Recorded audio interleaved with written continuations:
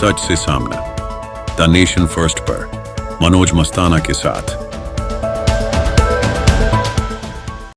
दोस्तों नमस्कार, मैं मनोज मस्ताना, आप देख रहे हैं मेरे यूट्यूब मंच। आपका बहुत बहुत स्वागत। दोस्तों आज की सबसे बड़ी खबर यह है कि ओम बिरला ने अपनी कुर्सी फंसा ली। दोस्तों सबसे बड़ी खबर निकल करके ये आ रही है कि ओम बिरला मुंह छुपाते फिर रहे हैं, सदन नहीं आने वाले हैं और बीजेपी इस डैमेज को कंट्रोल करने में लगी है। आप कहीं नहीं जाइएगा, चंद मिनट का वीडियो है, आप वीडियो पर बने रहिए। लेकिन उससे पहले आप सबसे एक छोटी सी गुजारिश है कि दोस्तों चैनल पर आप नए हैं तो प्लीज चैनल को सब्सक्राइब करिए, बेल आइकन प्रेस करिए। वीडियो अगर अच्छी लगे तो लाइक शेयर और कमेंट जरूर करिए।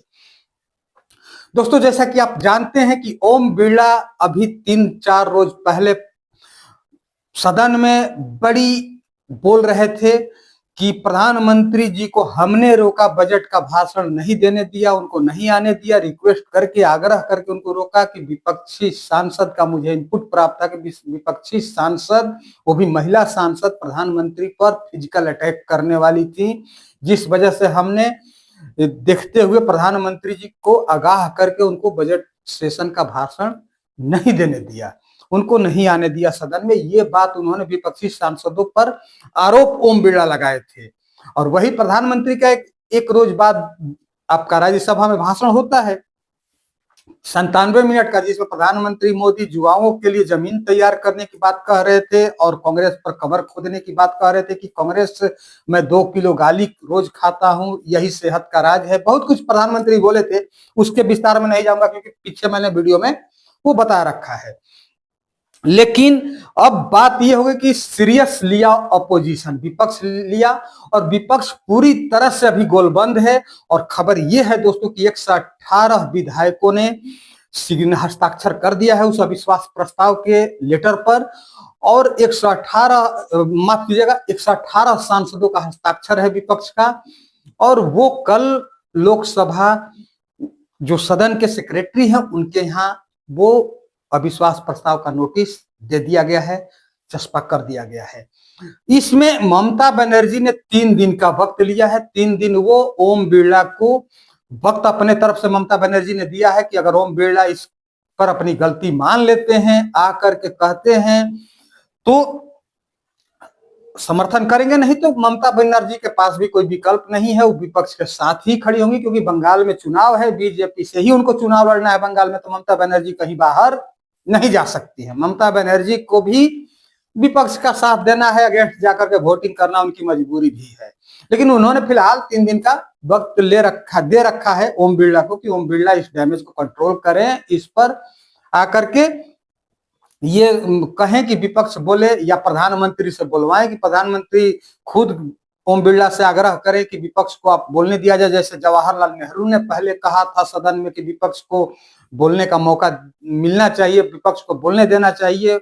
यह अध्यक्ष महोदय से मैं आग्रह करता हूं कि आप विपक्ष के नेता की आवाज को दबाइए नहीं। जवाहरलाल नेहरू ने पहले किया था सदन में, तो वो परिपाटी को कायम क्या मोदी रख पाएंगे? मोदी इस तरह की बात आकर के सदन में कह सकते हैं। अगर कहते हैं तो शायद Om Birla, leader of opposition जो राहुल गांधी हैं, उनको बोलने का या विपक्षी नेताओं को बोलने का मौका मिलता है तो शायद हो सकता है कि एक बार अविश्वास प्रस्ताव विड्रॉ विपक्ष कर सकता है। लेकिन ऐसा होने वाला नहीं है। लेकिन कल जब नोटिस दिया गया उससे पहले बीजेपी पर कल दिन भर मगजमारी की और किसी भी तरह कांग्रेस को, विपक्षी पार्टियों को समझाने की कोशिश की कि अविश्वास प्रस्ताव का नोटिस न दिया जाए। लेकिन विपक्ष एकदम अपने तेवर में था। विपक्ष किसी भी सूरत में इसे विड्रॉ करना नहीं चाहता था। विपक्ष ने कल नोटिस सेक्रेटरी के यहाँ दे दिया। अब खबर निकल करके तब से ये आ रही है कि ओम बिरला अब 14 दिन बाद इस पर वोटिंग होगी, कार्रवाई होगी। तो ओम बिरला 14 दिन तक सदन में आने वाले नहीं है, क्योंकि ओम बिरला भारी मुसीबत में पड़ गए हैं।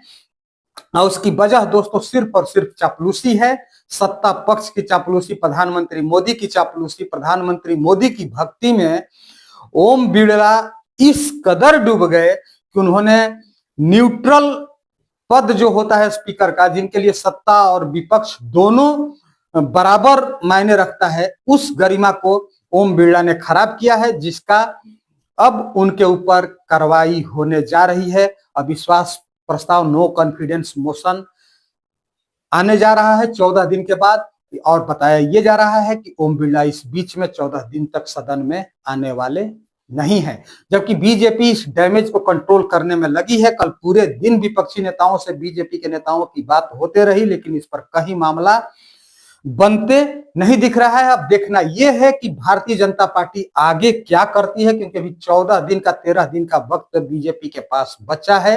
इन 13 दिनों में बीजेपी ऐसी क्या करती है। और सबसे बड़ा सवाल कि नरेंद्र मोदी की सरकार अल्पमत की सरकार है। इस बार की सदन में इस बार 301 302 सांसद नरेंद्र मोदी के पास नहीं है कि ये नो कॉन्फिडेंस मोशन को पास करा लेंगे, बहुमत जुटा लेंगे, क्योंकि कहीं ना कहीं बैसाखी पर ही टंगे हुए हैं प्रधानमंत्री मोदी।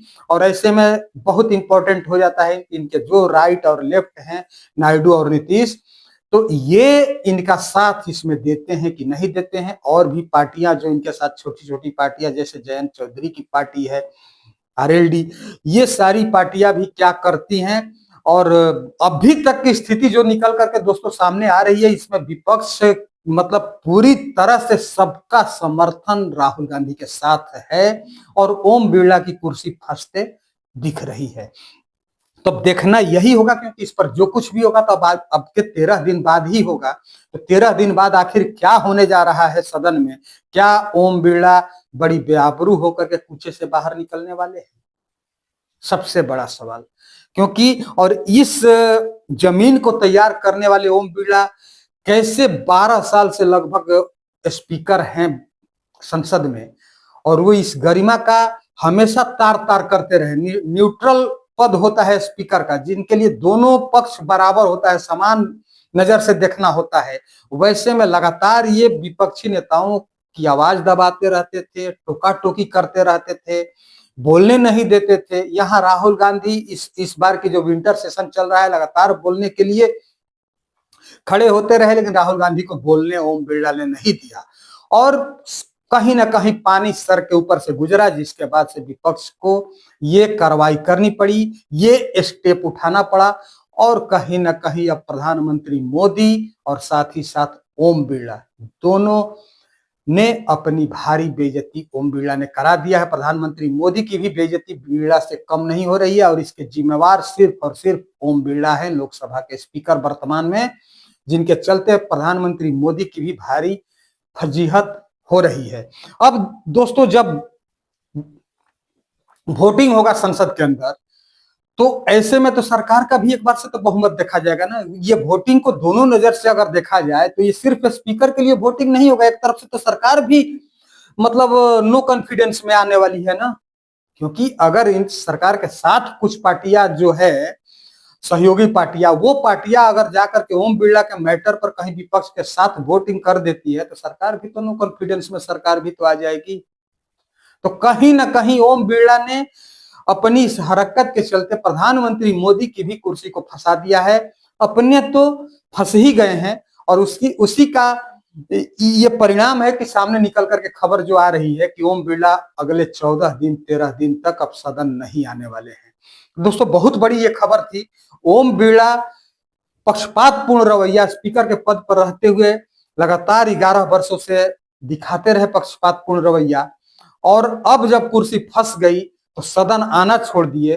तो इसमें आप क्या सोचते हैं? ओम बिरला के विरुद्ध विपक्ष की जो कार्रवाई है वो तर्कसंगत है, सही है कि गलत है? इस पर आप अपनी राय कमेंट में जरूर दोस्तों दीजिए, क्योंकि ओम बिरला की कुर्सी तो खतरे में है ही, प्रधानमंत्री की भारी मुसीबत बढ़ाया है ओम बिरला ने। और इस डैमेज को क्या बीजेपी कंट्रोल कर पाएगी? इस पर आप क्या सोचते हैं? आप अपनी राय कमेंट में जरूर दीजिए दोस्तों। और चैनल पर नए हैं तो चैनल को सब्सक्राइब करिए, बेल आइकन प्रेस करिए। वीडियो अगर अच्छी लगे तो लाइक शेयर और कमेंट जरूर करिए। बहुत बहुत धन्यवाद। नमस्कार।